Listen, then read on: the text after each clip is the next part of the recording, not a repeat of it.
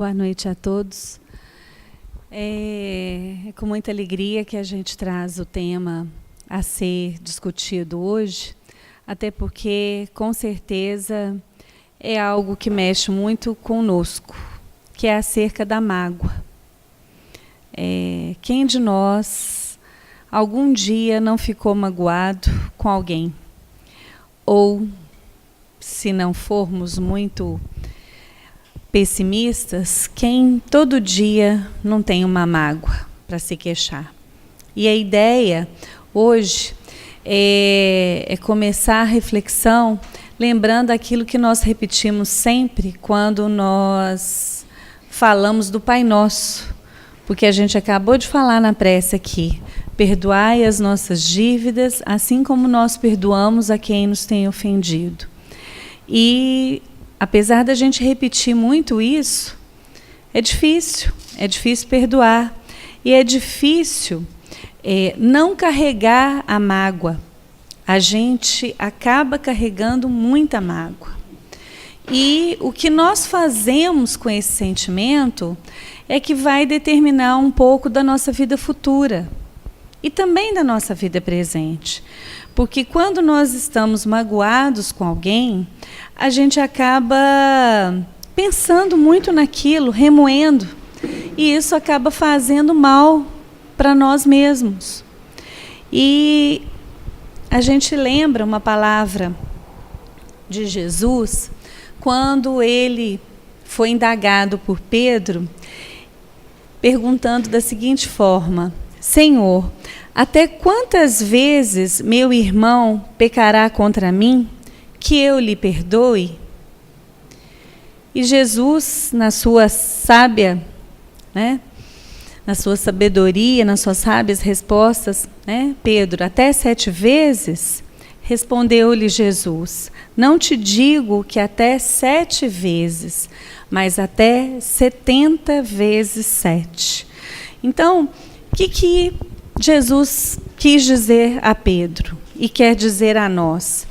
Que a cada mágoa a gente tem que perdoar infinitamente. A cada ofensa a gente tem que digeri-la. E o que a gente faz? A gente faz muitas vezes da nossa vida um verdadeiro depósito de mágoas. Um dia a mágoa é mais leve, outro dia a mágoa mais profunda, mas a gente vai carregando aquilo. E quando a gente percebe, a gente está com uma dor nos ombros, porque a gente está carregando aquilo há muito tempo. E esse lixo não se esvazia nunca. Por quê? Porque nós não mudamos as nossas atitudes. Não é o que me ofendeu que tem que mudar, não. Porque se eu estou aqui hoje, nessa casa, ouvindo o que eu estou ouvindo, eu não tenho que ficar pensando: fulano podia estar aqui, ciclano podia estar aqui, nossa, essa palestra serviria para fulano. Não, essa palestra é para nós, essa reflexão aqui é para nós. Por quê? Porque quem tem que trabalhar isso somos nós. Então, se nós estamos tendo a chance da reflexão, a chance do conhecimento, cabe a nós o primeiro passo. Não importa se fomos de fato ofendidos. Cabe aquele que tem mais conhecimento de dar o primeiro passo. E de que maneira a mágoa se instala em nós? Ela se instala muitas vezes quando a gente percebe que o nosso amor próprio é ferido. E a gente se fere por muito pouco às vezes. Às vezes a gente se permite que problemas de ordem externa e problemas de ordem interna nos feram. E é muito comum ainda na nossa convivência. Por quê? Porque nós ainda somos espíritos ainda imaturos, ainda recalcitrantes no mal, e muitas vezes a gente ainda não atingiu esse apogeu da angelitude, e a gente está aqui para aprender. Então, nós vamos sim nos ofender, nós vamos sim nos magoar. Mas como nós estamos lidando com isso é que a gente precisa tentar melhorar um pouquinho.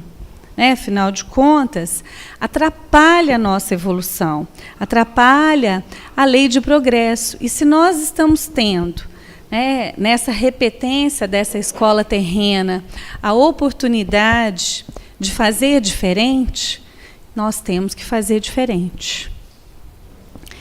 E se a gente permite a continuidade da mágoa, o que acontece conosco? Aquela mágoa que era leve, aquele sentimento que a gente tinha muitas vezes com o nosso irmão, que não foi uma falta grave, vai se tornando aversão. Muitas vezes nós começamos a ter aversão àquele irmão. Não posso nem olhar, não posso nem conversar. E quem são as pessoas que nós mais nos magoamos?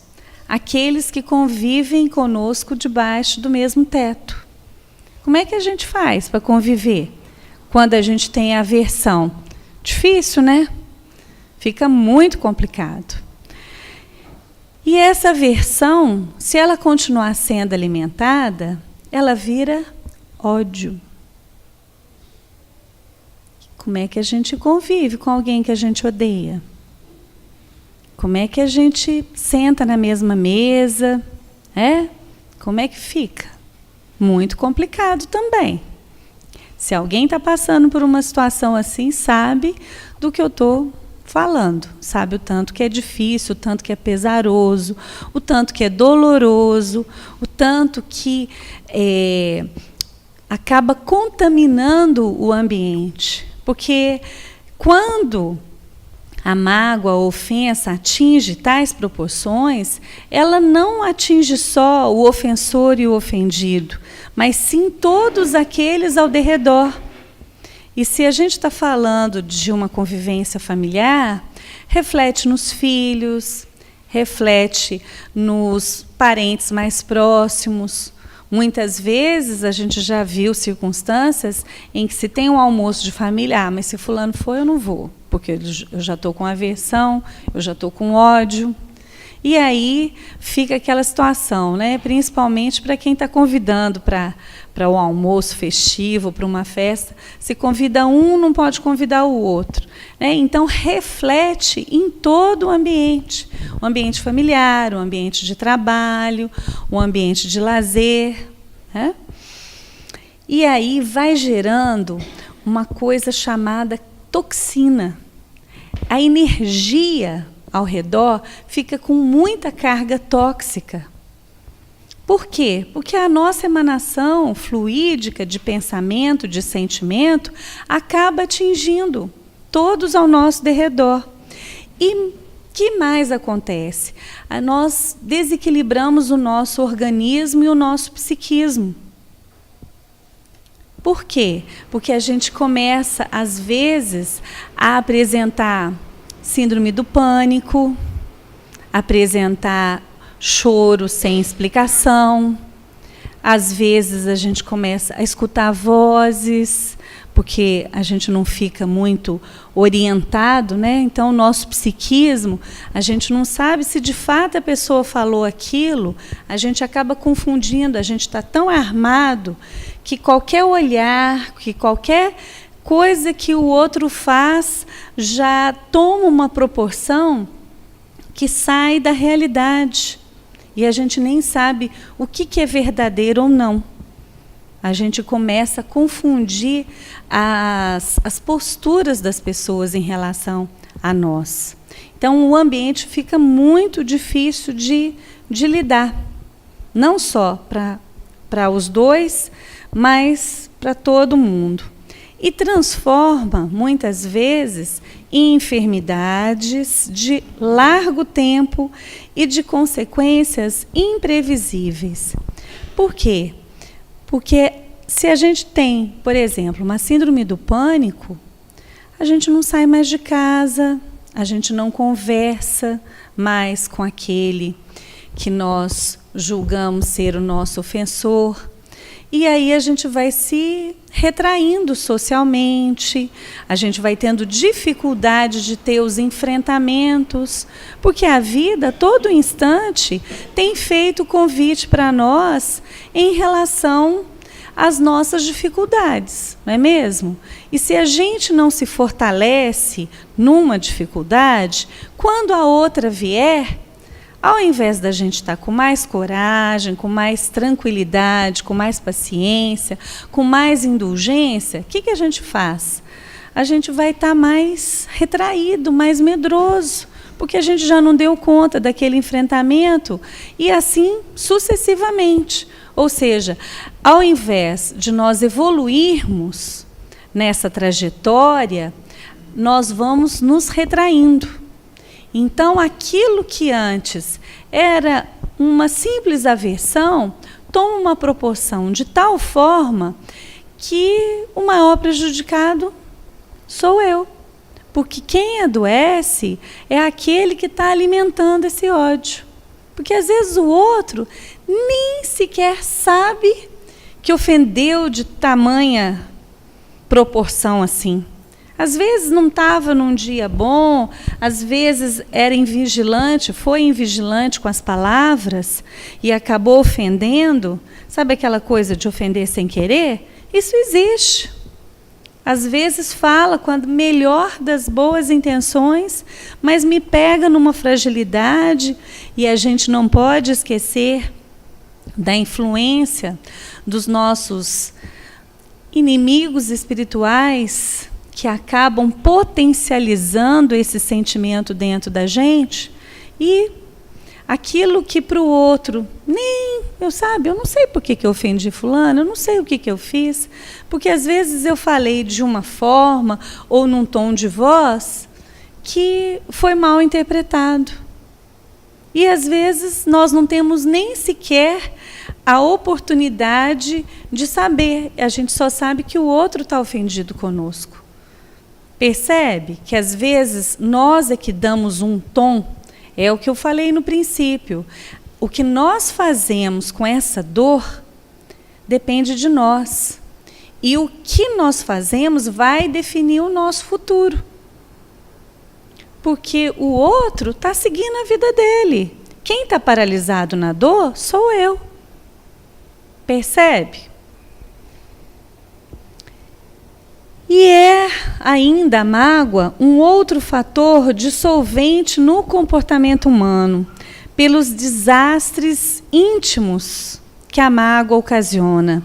Sob sua ação, desarticulam-se os equipamentos do sistema nervoso central, que sofrem a ação de diluentes de ordem moral, interrompendo o ritmo de respostas na manutenção do equilíbrio emocional e, ao largo do tempo, de ordem fisiológica. É o que eu expliquei antes. A gente vai tomando tal proporção que, no final das contas, a gente adoece.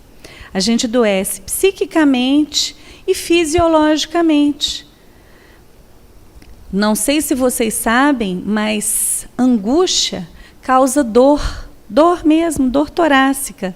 Muitas pessoas são atendidas em pronto-socorro com dor torácica, simulando até um infarto, com angústia. O que é angústia? Angústia é essa mágoa guardada no peito. E aí? Quem está passando mal?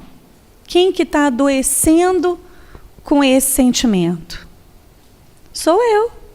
O outro, como eu disse, nem sabe o que está acontecendo, muitas vezes. Às vezes, o ofensor sabe que ofendeu, né? Quando é uma falta muito grave. E quais ainda são os efeitos da mágoa? Manuel Filomeno de Miranda, no livro Nas Fronteiras da Loucura, psicografado pelo Divaldo, ele fala para nós assim: há então enfermos psicossomáticos cuja gênese dos males que sofrem encontram-se no comportamento psíquico, defluente da fraqueza da vontade, como da acomodação moral. Por isso, cada qual elege e constrói o paraíso ou o inferno que prefere, no íntimo, passando a vivê-lo na esfera das realidades em que transita. Nós é que escolhemos se a gente quer viver no céu, num paraíso ou no inferno, de acordo com os nossos sentimentos, de acordo com a ressonância que essa mágoa bate em nós. De acordo com o nosso comportamento psíquico, de acordo com o nosso sentimento, é que eu vou dar ressonância boa ou ruim a essa mágoa. Se eu estou numa sintonia boa com espíritos superiores, se eu faço uma prece, ou seja, eu atraio esses irmãos para junto de mim, o que eu vou pensar quando eu sou magoada? Eu vou tirar por menos. Eu vou falar, não, ele estava num dia ruim, não, a evolução não dá saltos, né? Ele não tem o conhecimento espírita que eu tenho. A gente vai sendo benevolente e indulgente, ou seja, nós vamos praticando a verdadeira caridade. Mas se nós potencializamos a ofensa, o que vai acontecer? Vai criar uma proporção muito negativa, que vai passar para um desequilíbrio de ordem moral. Por quê? Porque eu não estou fazendo o caminho de acordo com as leis morais do Pai, que é exatamente o que Jesus veio nos ensinar, para que a gente pudesse refletir antes de falar. Todo mundo sabe da passagem da mulher adúltera, em que estava todo mundo lá, com uma pedrinha na mão, querendo apedrejar a mulher adúltera, e Jesus lá, tranquilo, rabiscando no chão. E todo mundo querendo colocá-lo numa situação desconfortável para ver qual seria a postura dele. O que ele sabiamente fez? Aquele de vós que não tem pecado nenhum, que atire a primeira pedra. E a começar dos mais velhos, todos foram saindo. E de repente ficou ele e a mulher lá. Aí ela, e aí? Falou assim, cadê todo mundo que estava aqui para te apedrejar? Vá, eu que não vou fazer nada com você. Vá e não peques mais, não tornes a repetir o erro. Então, se nós estamos tendo a oportunidade de refletirmos as nossas passagens ao longo dessa existência, em que a gente não se comportou de acordo com os preceitos do Cristo, desses ensinamentos, nós estamos tendo a oportunidade de relembrar. Por isso que nós estamos aqui nessa escola. Então, é hora de fazer diferente. É hora de não dar essa proporção, essa vibração nessa realidade que a gente está convivendo. Porque é essa a nossa realidade. Conviver com as pessoas traz dor. Por quê? Porque cada um vem de uma história, cada um vem de uma educação, cada um tem um nível cultural diferente, cada um tem um nível espiritual diferente. Então, nós precisamos ter muita sabedoria para compreender isso. Isso não é difícil. Isso não é difícil. Mas a gente tem a mania de potencializar. E o velho Chico fala para nós, existem pessoas que se sentem ofendidas, magoadas por qualquer coisa. A mais leve contrariedade, se sentem humilhadas. Ora, nós não viemos a este mundo para nos banhar em águas de rosas. E realmente, qualquer coisinha ofende, qualquer coisinha melindra. E não é porque somos espíritas que nós não estamos nessa colocação, não, né? Mas cabe a nós, por termos esse conhecimento, ficarmos um pouco mais atentos aos nossos sentimentos e essa postura até de vítima, né? Porque quando a gente se sente tão ofendido, tão melindrado, é porque, de uma certa forma, a gente está querendo chamar a atenção para nós. E a gente está se sentindo vitimado, né? Porque o outro me magoou, me ofendeu. E aí a gente se coloca numa posição muito de coitadinho. E coitadinho de nós, de ficar querendo uma atenção para poder fazer de bonzinho. Não é por aí. O tempo é de maturidade. Nós estamos precisando sair dessa postura nossa, porque é uma postura muito infantil. As crianças que estão aprendendo, e mesmo assim, cabe a nós pais tentar tirar por menos do que potencializar o melindre do filho. Porque é hora de ensinar esse espírito milenar a crescer também. E quanto mais cedo a gente aprender isso, mais rapidamente a gente vai evoluindo.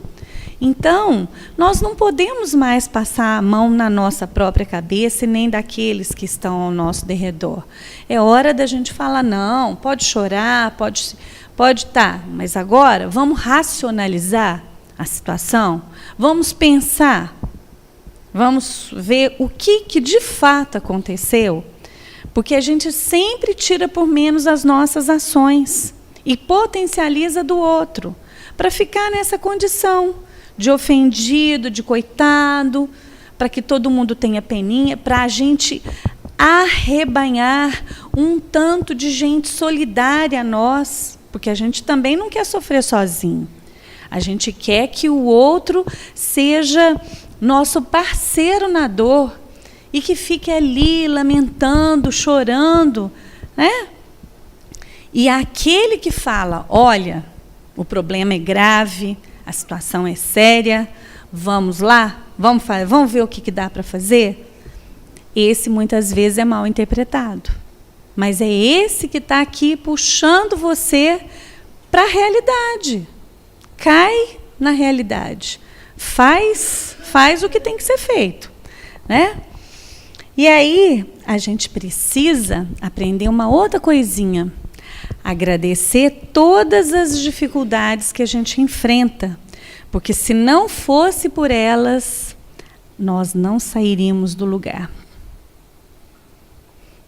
Eu estou repetindo muito isso porque nós estamos numa onda vibratória, né, nesses tempos difíceis, políticos e econômicos do nosso país, e a gente não quer perder a esperança, né? E todo mundo fala que em momento de crise é o momento que a gente mais se inventa e se reinventa. E nós somos muito bons nisso, nós, que eu digo nós brasileiros. Então, vamos também tirar proveito dessa nossa criatividade imensa e fazer isso com a nossa evolução espiritual, né? Porque nos momentos de dor é que a gente cresce. É nos momentos difíceis que a gente fala, bom, deixa eu serenar meu coração e ver o que eu posso fazer, né? Na racionalidade, sim. E não é uma racionalidade de frieza, não é nada disso, não. É uma realidade de conhecimento, porque nós temos conhecimento suficiente. Eu não estou vendo aqui pouquíssimas pessoas que eu não sei que frequentam essa casa. Então, todo mundo aqui já conhece um pouco de doutrina espírita, para poder dar conta de fazer diferente, né? E é nessa racionalidade, nessa colocação de conhecimento à prova, é que a gente vai conseguir fazer diferente. Porque as facilidades, elas nos impedem de caminhar, mesmo quando a gente tem uma facilidade orientada, né? Porque assim, a gente às vezes fica falando, mas a gente não pode dar tudo para os filhos, a gente não pode... Pode sim, desde que você oriente. E desde que você ensine a ele que muitas vezes não são só de facilidades que o mundo é feito.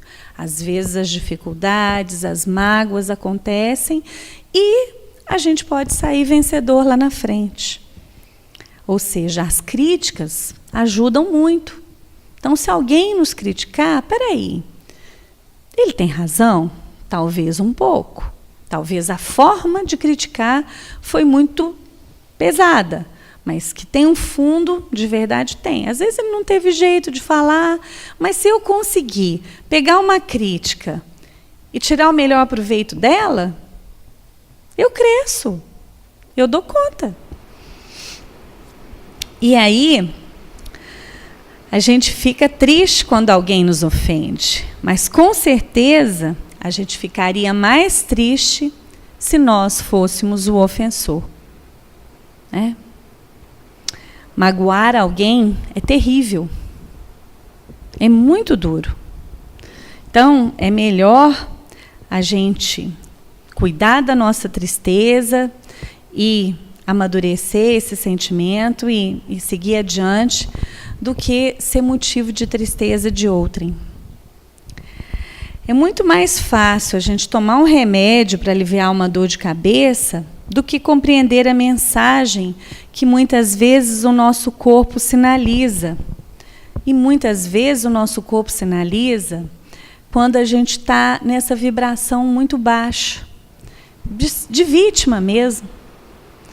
Sinaliza com uma sudorese, com uma dor no peito, com uma insônia. Às vezes a gente fica lá martelando, mas é porque a gente está ofendido, está magoado, e fica querendo, às vezes, planejando até uma vingança. Planejando alguma forma de falar para poder revidar a ofensa. Se a gente não revida cara a cara, a gente acaba revidando no pensamento, né? Eu devia ter falado isso, eu tinha que falar aquilo, e por aí vai. E a gente vai dando margem, né? E como nós somos muito imediatistas, nós tratamos muitas vezes só das aparências, a gente não busca muito a origem desses nossos sintomas. E às vezes a gente fica querendo, né, achar que a dor de cabeça é um tumor cerebral, do que uma situação de desconforto com o outro, de permanência num ambiente domiciliar difícil, E nós precisamos mudar os rumos que a gente tem praticado. A nossa vida, ela não pode ficar mais nessa zona de conforto que a gente vive, porque às vezes a gente tem uma dor, está ali doendo, mas eu prefiro não tocar no assunto, eu prefiro não mexer, mas a gente precisa de se disponibilizar a mudar o rumo da nossa vida, principalmente porque a gente não sabe quando nós vamos desencarnar. Então, aquela frase de Jesus, reconcilia-te com teu inimigo enquanto estás a caminho, ela é real. A gente precisa fazer isso, para a gente poder, quando nossa hora chegar, a gente está mais leve, a gente está dando conta de estar mais tranquilo, né? Para a gente ter uma fala de que, de fato, eu aproveitei as oportunidades de perdoar, de desculpar e, principalmente, de estar em contato com as minhas fraquezas. Porque nós não somos perfeitos ainda e estamos longe de sê-lo. Mas o fato de não sermos perfeitos não significa que a gente não possa dar passos largos. Por quê? Porque nós temos que aproveitar, a gente não sabe quando a gente vai reencarnar novamente. Então, nós estamos precisando dar uma corridinha para a gente poder aproveitar melhor as nossas oportunidades. E como é que a gente faz para combater a mágoa? Alguém arrisca? Nós temos um recurso maravilhoso, porque conhecimento a gente já chegou aqui à conclusão que todo mundo tem. Nós temos um recurso maravilhoso que chama prece. Prece. A prece é uma oportunidade que a gente tem de dar uma centrada, de se ligar ao Criador, de tomar os eflúvios da espiritualidade maior, do nosso mentor espiritual, para a gente mudar o rumo da conversa. Então, quando a gente percebe que está muito desarmônico no nosso ambiente, vamos sair um pouquinho e vamos usar o recurso da prece. E um outro recurso que vem, obviamente, em consequência, é um recurso muito bom chamado perdão. Se ninguém... Eu vou fazer a propaganda do Alberto Almeida aqui, né? Se algum de vocês ainda não teve oportunidade, esse livro aqui, O Perdão como Caminho e o Caminho para o Perdão, eu não sei se na nossa biblioteca tem, mas se não tiver, pode encomendar. Eu escutei de uma paciente outro dia que esse livro mudou a vida dela. Então, assim, e mudou mesmo, tá, gente? Um tempo difícil, eu consegui perceber a mudança. E ela já me relatou que outro dia a filha estava numa situação com uma colega, né? Os jovens têm, né? Tudo é muito. E ela leu um trecho do livro para ela, e que foi como se fosse a bonança depois da tempestade, pacificou a filha naquela fúria, naquele desejo, não, porque fulano, não sei, né? Aquela coisa de adolescente, e deu conta. Então, o caminho do perdão é um caminho duro, dolorido, mas é muito bom. Por que a gente tem que perdoar? O perdão beneficia muito mais aquele que concede do que aquele que o recebe. Todo mundo sabe disso, né? E como que a gente fica mais aliviado, mais leve, quando a gente perdoa? Mesmo que o outro não entenda esse perdão, não aceite, ou mesmo que a gente não fale, mas se a gente perdoa de fato aqui dentro, porque perdoar da boca para fora é muito fácil, mas perdoar verdadeiramente, a gente fica muito aliviado. Porque o ódio e a mágoa adoecem e matam as pessoas, e ao contrário, o perdão as recupera da doença e lhes devolve a saúde. Haverá hipocrisia maior do que negar o perdão e rogai ao Pai na nossa oração: perdoai as nossas ofensas, assim como perdoamos os nossos devedores. E aí a gente precisa ouvir muito a voz do nosso coração. Por quê? Porque quando a gente está bem próximo do nosso sentimento, com muita verdade para nós mesmos, e aí esse exame de consciência é uma coisa muito íntima, não precisa da gente estar alardeando, não, eu perdoo fulano, nada disso, é comigo mesmo, é na hora que eu estou lá nas minhas preces, pedindo, rogando, né, ao meu mentor, a Jesus, a Deus, toda essa força, eu consigo fazer com que eu estou de fato em contato com a minha essência. De fato, eu estou em contato com o meu sentimento. E se eu, de fato, né, nessa intimidade com Jesus, nessa intimidade, eu consegui perdoar, eu estou leve e eu estou livre. Eu dou conta desse caminho. Então, esse é um caminho, né, para a autocura. Porque o maior beneficiado, como eu já disse, sou eu mesma. Eu vou dar conta de fazer esse processo de autocura. Por quê? Porque eu estou sendo o maior beneficiário. Né? E eu estou imediatamente resgatando o meu amor próprio. Por quê? Porque eu fico vendo o quão valoroso eu sou. Porque se eu sou um filho de Deus, e Deus está me dando essa oportunidade do reencarne, essa oportunidade de reconciliar com o meu inimigo, essa oportunidade de ter o conhecimento que eu tenho, pronto. Eu estou resgatando esse amor próprio, porque eu sou feliz. Eu vou dar conta de caminhar. Né?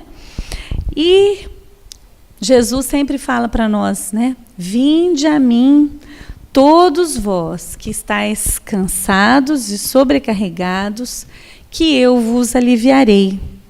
Tomai sobre vós o meu jugo e aprendei de mim, que sou manso e humilde de coração, e achareis descanso para a vossa alma, porque o meu jugo é suave e o meu fardo é leve. Então, nós temos Jesus para nos dar esse alento, para nos dar essa certeza de que eu estou no caminho certo. E a sensação que o perdão da ofensa, da mágoa me dá, ela me permite ficar numa condição de filho amado, que é auxiliado. Porque se a gente for analisar, as situações em que a gente necessita, de fato, exercitar o perdão, elas são nos colocadas nas nossas vivências, de uma forma ou de outra, repetidas vezes. Só muda um pouco o cenário, mas se a gente for analisar racionalmente, as situações se repetem. E se não se repetem nessa existência, se a gente não consegue fazer essa analogia, com certeza está se repetindo de existências pretéritas. Porque é a grande oportunidade. Por isso que o convívio com os desafetos é tão importante. Porque gostar de quem gosta da gente é muito fácil.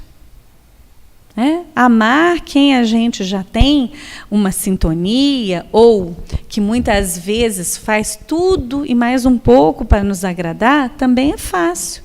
O difícil é aquele que te contesta, aquele que te põe para pensar, aquele que muitas vezes faz uma crítica dura, mas verdadeira. E a gente precisa passar pelas várias etapas do perdão. E muitas vezes nós não podemos esquecer do auto-perdão. Se eu sou esse filho amado, e se eu consigo ter essa certeza dentro do meu coração, o que eu vou fazer? Eu vou me perdoar. Eu vou entender que eu não sou esse espírito tão avançado, eu vou perceber que eu magoei, que eu me ofendi, que eu muitas vezes guardei rancor, que eu tive raiva, que eu tive ódio, mas eu vou estar defronte desse sentimento. Então, eu vou estar mais em contato comigo mesmo. E uma vez que eu já fiz esse caminho, eu vou dar conta do auto-perdão. Por quê? Porque eu vou me enxergar como filho de Deus que ainda está na luta da evolução, na caminhada. Não é passar a mão na nossa própria cabeça, mas é reconhecer o erro. E depois que a gente reconhece o erro, o que a gente faz? A gente repara. Reparar o erro é ir em busca de proporcionar àquele a quem eu ofendi, ou aquele que me magoou, a oportunidade de estar junto de novo. Porque se ele me magoou, se ele me chateou, é porque ele tem um valor para mim, não é não? A gente tem que lembrar disso. Que a pessoa que me magoou, ela um dia foi um amor, um dia foi um grande amigo, um dia foi alguém especial. Porque senão eu não ficaria tão magoado, não é não? Porque aquele que eu não tenho uma relação, eu não tenho tanta profundeza de sentimento assim, né? Então, se eu dou conta de perceber, de estar próximo desse sentimento, eu vou para o auto-perdão, eu vou entendendo a minha limitação, mas eu vou caminhando, né? E aí passa pelo perdão ao cônjuge, porque é quem a gente está ali dividindo as mesmas batalhas do dia a dia e que não são fáceis, porque somos de origens diferentes, às vezes professamos até religiões diferentes, às vezes temos gostos diferentes, criação, educação, tudo diferente, mas alguma coisa, né, o amor, alguma coisa nos aproximou. Então, bora caminhar junto e relacionar esse perdão. Perdão aos filhos, que às vezes os filhos, principalmente aqueles filhos que são os nossos desafetos, eles estão no nosso lar e muitas vezes fazem coisas que não era da nossa pretensão ou do nosso desejo, ou daquilo que nós idealizamos. Mas a gente idealiza esquecendo que ele é um espírito eterno, falível, que reencarna na nossa família para poder ter a nossa condução. E por mais que a gente se esforce para conduzir aquele espírito, muitas vezes não vai ser nessa existência que ele vai acertar o caminho. E aí? Como é que nós vamos fazer com essa expectativa? Não estou falando que a gente não deva criar expectativa, não. Mas a gente tem que criar as expectativas com muita cautela. Porque são elas que nos decepcionam, muitas vezes. Mas a expectativa é de quem mesmo? É nossa, não é do outro. O outro nem sabe que a gente criou tanta expectativa assim. E muitas vezes os nossos filhos nos frustram. E aí? Eu vou deixar de amá-lo? Eu vou deixar de entender que ele está num outro momento de evolução moral? E vou deixar de dar a mão, de estender para poder a caminhada ser um pouco mais leve? Não é? E aí nós vamos caminhando. O perdão ao nosso parente, que muitas vezes não compactuou com as minhas expectativas e que eu não quero mais o convívio. E aí a gente vai caminhando, né? No perdão ao patrão, naquele que me demitiu. Mas ele é ruim, né? Porque ele me demitiu. Mas como é que foi o meu comportamento nesse último emprego em que eu fui demitido? Será que eu dei o meu melhor? Ou eu fiquei naquela, patrão já tem dinheiro demais, não vou ficar trabalhando assim ou assado, né? Será que eu, de fato, não me esforcei o tanto quanto deveria? E assim vai, o perdão dos nossos amigos de casa espírita, porque às vezes eu crio expectativa no outro, e aí essa expectativa às vezes vai subindo, e eu fico achando que o outro vai dar conta de tudo para mim, vai resolver tudo para mim. E aí ele acerta 9 coisas, uma única coisa que ele não acerta, Pronto. Caiu na minha lista negra. Já risquei ele do meu convívio. Aí começa a aversão, né? A raiva, o ódio, igual aquela graduação que nós fizemos. E eu trouxe aqui para a gente entender o seguinte: a culpa só é desejável quando se apresenta como arrependimento. Ou seja, o cair em si, o dar-se conta de, o abrir espaço para um novo movimento da alma em direção a essa ação reparadora que eu mencionei anteriormente.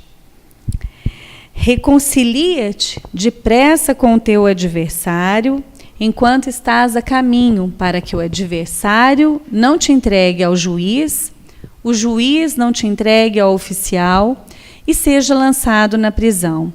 Amém vos digo que de modo nenhum sairás dali até que restitua o último quadrante. É a advertência de Jesus para os que desejam viver em harmonia, livres do peso amargo da culpa ou da mágoa.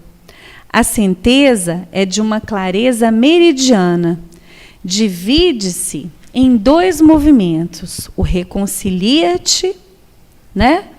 Que é a parte que nos cabe, na medida em que desejamos seguir o caminho do perdão. É um apelo para que façamos a nossa parte, aquela que diz respeito a nós mesmos, independente do outro com o qual nós nos conflitamos. Esta etapa fala da nossa relação conosco mesmo. É um caminho individual, intransferível e inalienável.